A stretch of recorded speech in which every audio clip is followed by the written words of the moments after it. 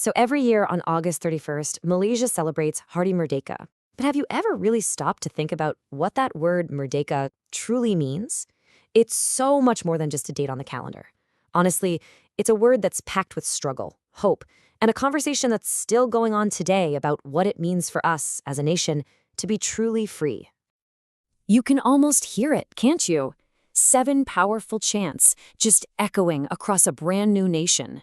That was the sound of freedom, delivered by Malaya's first prime minister, Tunku Abdul Rahman. It was this incredible cry of triumph, the end of a long, hard-fought journey to independence. But where did this powerful word even come from? Well, what's so fascinating is that its roots go way, way back to Sanskrit. It started as Mahardika, a word that meant rich, prosperous, and powerful. Over time, it kind of evolved to mean a freed slave, and then, eventually, it became the ultimate rallying cry for a nation that was demanding its own destiny. Okay, so how did Malaya get to that incredible midnight moment? It wasn't a revolution fought with weapons. No, it was a victory won at the negotiating table. And the key, the absolute key to unlocking that independence, was proving that Malaya's diverse people could stand together as one.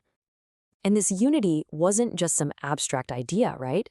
It was built by 3 key figures. You had Tunku Abdul Rahman for the Malay community, Tun Tan Cheng Lock for the Chinese, and Tun Viti Sambanthan for the Indian community.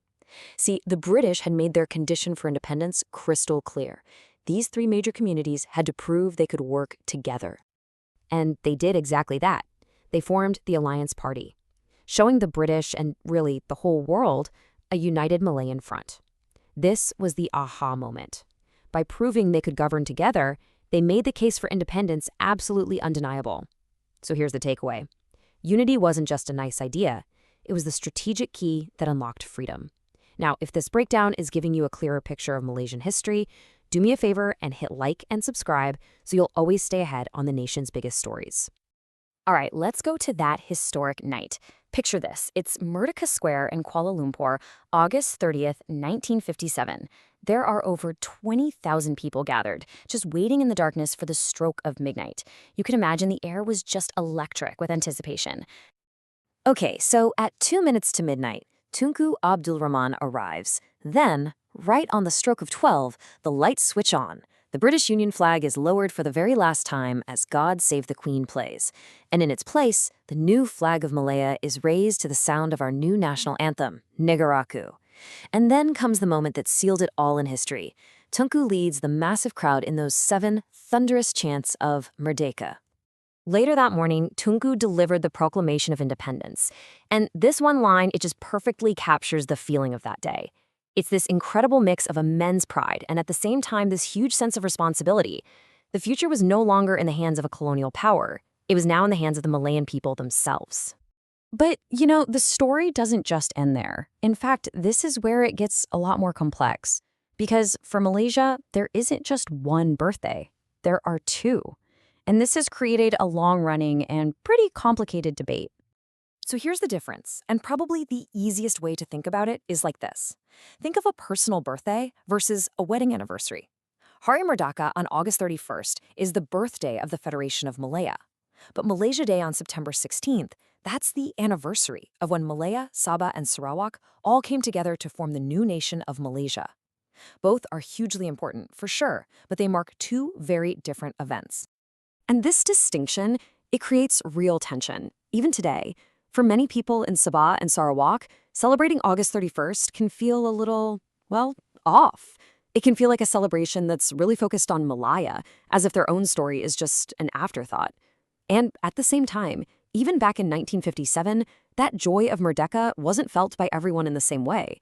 For a lot of non-Malays, independence brought a deep anxiety about their place in this new nation and whether they would truly, truly belong. This quote really brings that feeling home. I mean, just imagine. Your family has lived in Malaya for generations, but with independence, you suddenly have to formally apply for citizenship and prove your loyalty. It wasn't just a given. This created a sense that belonging was conditional, something that had to be earned, not something you were just born with.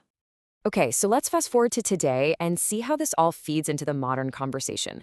Decades later, the meaning of Merdeka is still being debated. It's still being redefined by a new generation of Malaysians. The fight for freedom continues, but the focus, it's definitely shifted. This perspective from Tunku's own great-granddaughter really makes you think, doesn't it? For her, and for so many others, true Merdeka isn't just about being free from a colonial ruler anymore. It's about freedom from our own internal challenges, freedom from racism, from economic inequality, and the freedom to enjoy full personal liberties. So, for younger Malaysians, Merdeka isn't just a time for parties and parades. It's a moment of reflection. It's a time to start asking tough questions about the nation's direction and whether the ideals of justice and liberty, the ones spoken about so passionately back in 1957, are actually being fully realized today. And I think ultimately, this is the core idea we need to grasp. Merdeka isn't some finished chapter in a history book. It's an active, ongoing conversation that every single generation of Malaysians gets to have about what it truly means to be free and what it means to belong. Thanks for watching. To keep making sense of these complex stories together, tap like and join our community of informed Malaysians by hitting subscribe. All right, so let's do a quick recap of what we've covered. First, Merdeka was achieved through the incredible unity of Malaya's diverse communities.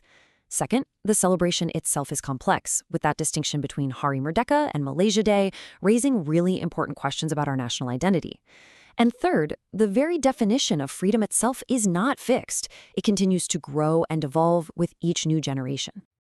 And that leaves us with one final and I think crucial question.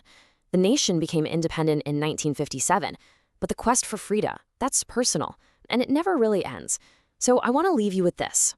What does being Merdeka, being truly free, mean to you, right here, today?